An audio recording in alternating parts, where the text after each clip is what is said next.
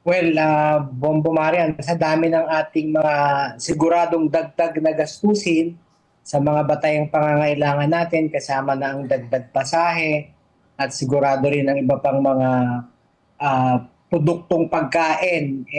Lahat ng paraan na magagawa ng gobyerno para makatipid, of course, Mm. ay welcome po yan kung makakatipid ng mga manggagawa.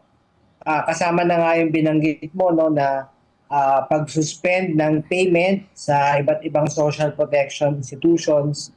Basta iklaro lang sana natin na kahit suspended ang payment, sana ay makaka-avail pa rin ng services sa mga social protection institutions na ito. At mahalaga rin siyempre yung suspension sa pagbabayad ng amortization ng mga utang. Hmm.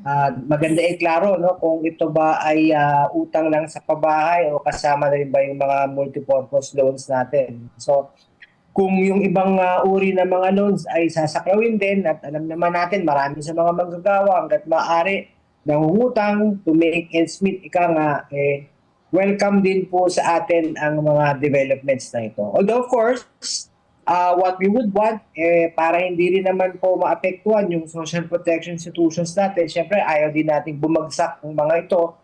At the end of the day, gobyerno rin naman ang aasahan na sumalba sa SS, GSIS, Pag-ibig PhilHealth, pagka bumagsak yan.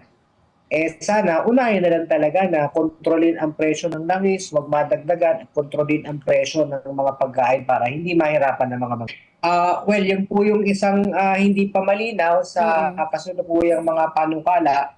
Pero kung pagbabatayan po natin yung nangyari ng nakaraang pandemya, kung saan hindi lang mga social protection institutions, kundi ang mga bangko, mga credit card payments po noon ay sinuspend din, ano?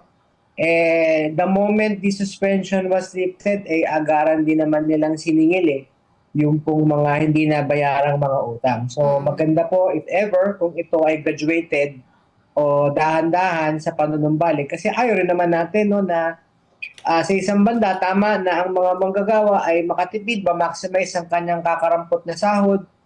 But at the same time, ayaw po nating mawasak yung ating social protection institutions, masira at mabuwag dahil dependent din naman po ang maraming mga manggagawa dyan precisely for situations like this, no, na mga mawawala ng trabaho, kailangan ng unemployment insurance, ang mga mangangailangan ng paglingap pangkalusugan, kailangan po yung PhilHealth at yung mga pabahay sa pag-ibig. At tingin ko po, mas malaki yung impact kung ang tatanggalin natin ay yung excise tax at saka yung pong VAT dahil Mm. Mm. alam naman po natin, sakaling masuspend yung payment sa SS Pag-ibig PhilHealth, ang may kinabang lang siyempre yung mga employed. Yung pong mga may trabaho, yung may mga formal employer-employee relationship, dahil alam naman po natin, bukod sa manggagawa mismo, pati yung employer ay may kontribusyon dyan sa SSS, Pag-ibig PhilHealth, at maging sa GSIS, which for the case of GSIS ay gobyerno.